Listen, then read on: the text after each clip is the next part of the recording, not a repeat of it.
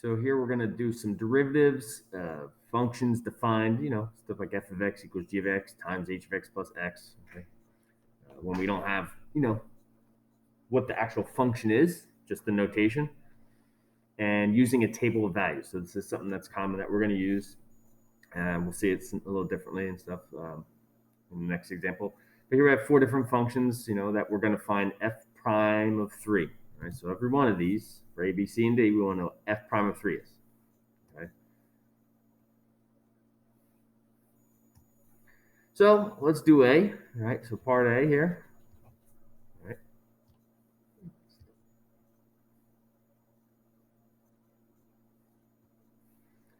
We need to find f prime. Well, we need f prime of 3. In order to do that, we're going to need f prime of x. All right. And f prime of x, well, here I have 4 times g of x. So that's going to be 4 times g prime of x. And then minus 1/2 h of x, which would be minus 1/2 h prime of x. Okay. And then the derivative of 1, which is just 0. So now we have f prime, in which case f prime of 3 is going to be equal to 4 times g prime of 3 minus 1/2 times h prime of 3. And then from here, it's a matter of going up into your chart, finding what those values are. Careful, this is, got to make sure. G prime of 3, so don't look here. All right, that's g of 3. G prime of 3, right here, negative 2. So 4 times negative 2 minus 1/2 h prime of 3, 1/2 pi, okay? And then we could simplify from here. Now, for anyone taking the AP test, you can absolutely 100% leave your answer like that, right? There's no reason to then make this negative 8 minus 1/2 pi, okay? You don't have to do that. You don't have to simplify your numerical answers, right? So there's the first one, okay? Now, if we look at B, right, what do we have going on in B? Well, we want to, again, find f prime of 3. In order to find f prime of 3, we're going to first need f prime of x. Notice we have what here? We have g of x. Now, what's the operation in here? Think of the operation that's there. It's going to help you avoid messing this up. We have g of x times h of x. That's a product, so we have to do product rule, okay? So in this case, all right, the derivative of f of x, so scoot this page down a little bit. Okay, so our product, we'll do part B down here.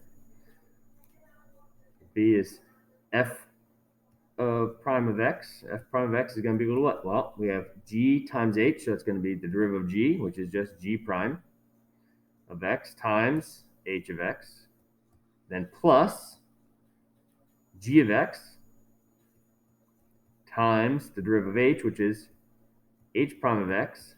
Now, careful, plus the derivative of x is 1. Okay. So now we have what f prime is. So now we know f prime of 3 will be equal to here what? Well, we can go up here, look at our chart. We have g prime of 3 is negative 2 times h of 3. H of 3 is 3 plus g of 3. G of 3 here is 4 times h prime of 3 pi plus 1. Just to reiterate again, AP test, that's your answer. You don't need to do anything else.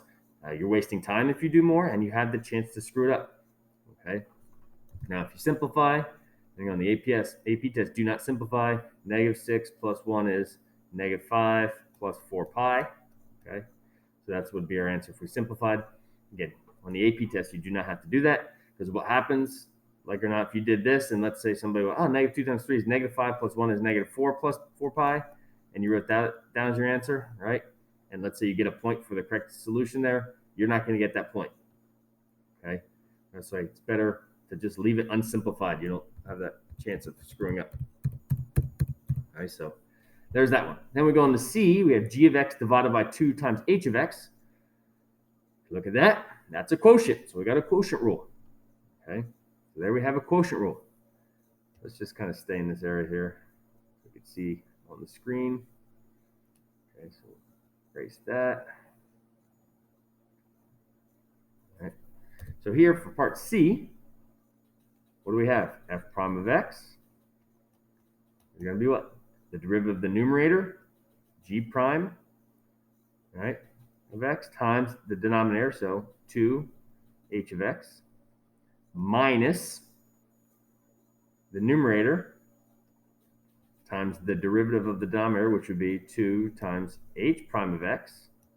And then all of that is over 2h of x quantity squared.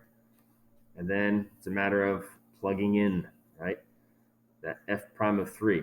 Okay, so let's go right here. So what would f prime of 3 be equal to? F prime of 3 would be 2 times g prime of 3. You can get it from the chart up top, -2, times h of 3, which is 3, minus 2 times g of 3, which is 4, times h prime of 3, which is pi, all over 2 times h of x, 2 times what? H of 3 in this case. H of 3 is 3. Quantity, oops, the quantity there squared. Okay, so that is your answer.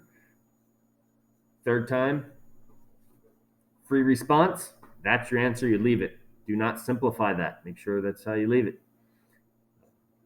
For the class, what we're doing when we have homework problems, a lot of times we're going to simplify it, get to our final answer nice and neat and simplified.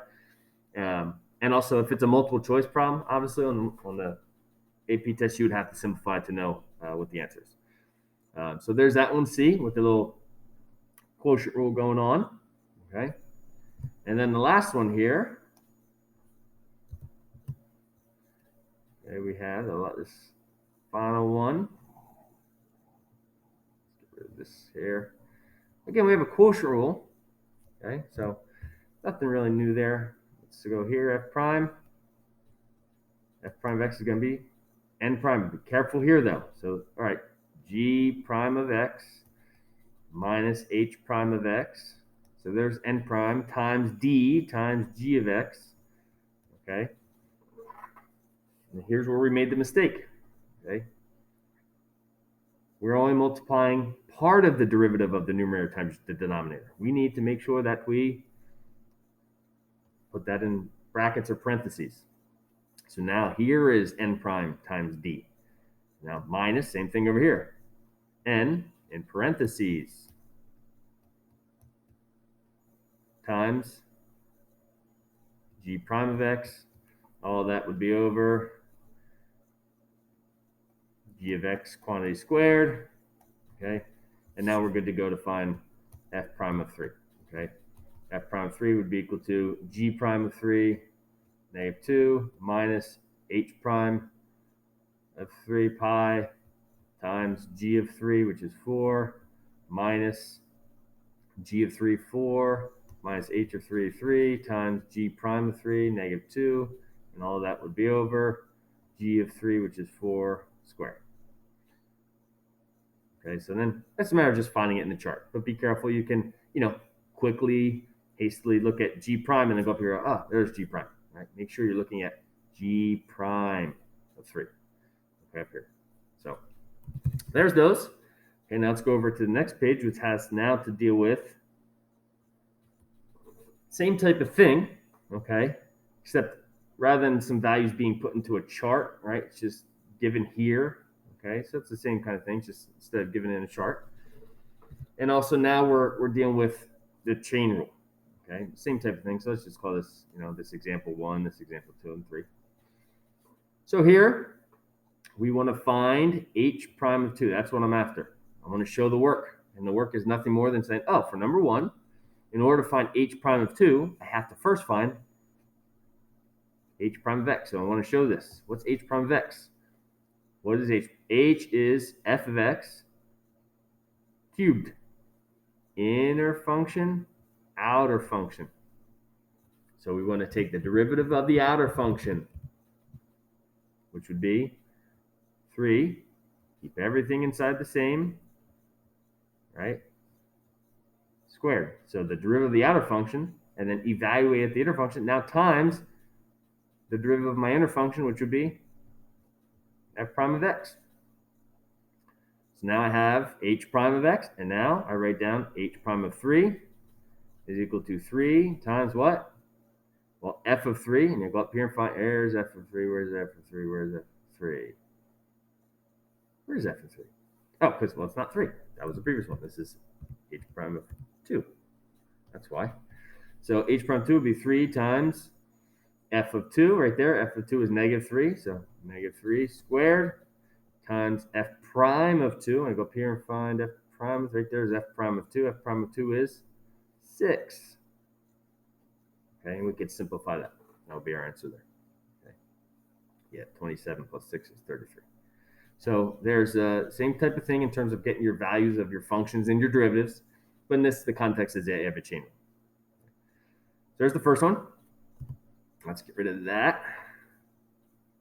You could always just stop and rewind, pause. Okay. So number 2, we want to find h prime of x first.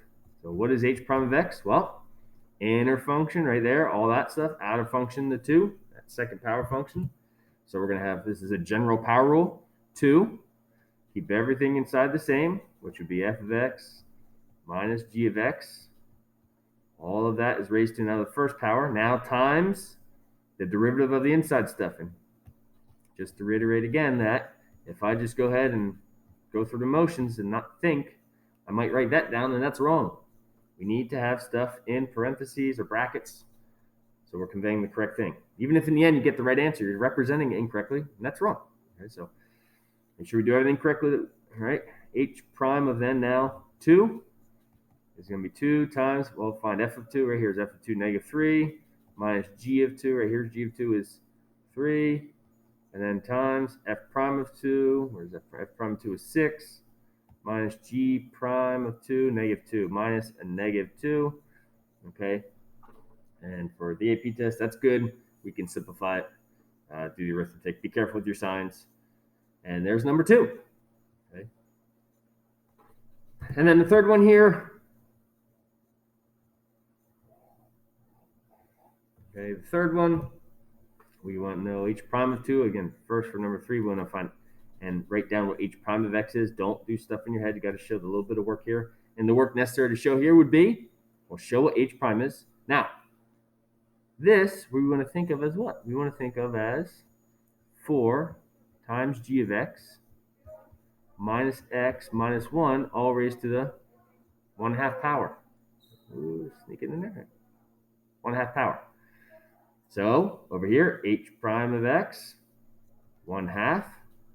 Keep everything inside the same, which would be 4g of x minus x minus 1, all raised to the negative 1/2, times the derivative of the stuff inside, which would be 4g prime of x, minus the derivative of x, which is 1, the derivative of 1, 0, so we have that. So there's the derivative done correctly. Now, what's h prime of in this case? 2 will be 1/2 times 4 times g of 2. There's g of 2, so 4 times 3 minus 2 minus 1, all raised to negative 1/2, times 4 times g prime of 2. There's g prime of 2, which is negative 2. And minus 1 here. Okay. And for this one here, we got 12 minus 2 is 10, minus 1 is 9. So we have 1/2. Keep in mind we have 9 to the negative 1/2, which is 1 over 9 to the 1/2. All right, times, here we have negative 8 minus 1 is negative 9. And this is 9 to 1/2 is the square root of 9, which is 3. So we get negative 9 over 2 times 3, 6. Right, we simplified. Actually, one more step, if we really simplified, negative 3 over 2. Right. So there's this final simplified answer. So this is clearly what you would want on a multiple choice question. That's going to be the answer. Okay. But in terms of, being correct on the AP test and a question like this, would be completely sufficient, as strange as that seems to you, because that's not the conventional way you've been doing stuff. Okay. So that's the kind of idea there when you're finding derivatives at values, whether it's a product rule, quotient rule, chain rule. Okay. Find your derivative, write it out. Then you plug in, okay, whether or not you actually plug in here and write g of 2, and here you write minus 2, and here write g prime 2, then take another step to plug in. That's not necessary, okay? So you don't need this intermediate step of saying, oh, 4 times g of 2, right? And then over here, you don't need to write 4 times g prime of 2. Right? That's not necessary. You wrote out what h prime is. Then go up, find the values, and plug them in here, okay? So pretty straightforward. Mostly dependent upon you being able to look at these types of functions defined this way and being able to take the derivative. Okay, need a little practice with it, okay, and get comfortable with doing that kind of thing. So watch this over, take notes, pay attention, rewind, pause, okay, and also then let me know if there's anything that you don't understand, you're a little confused on, and if that is the case, make sure when you do let me know, cite what the video is, right? In this case, derivatives from tables, okay, and like what time, so if you're watching this and this is at the 5 minute and 30-second mark, you say, at 5 minutes 30 seconds when you were talking about X, Y, and Z, I didn't understand what was going on. Okay, so like I said, watch it over, let me know if you need any help, if you have any suggestions.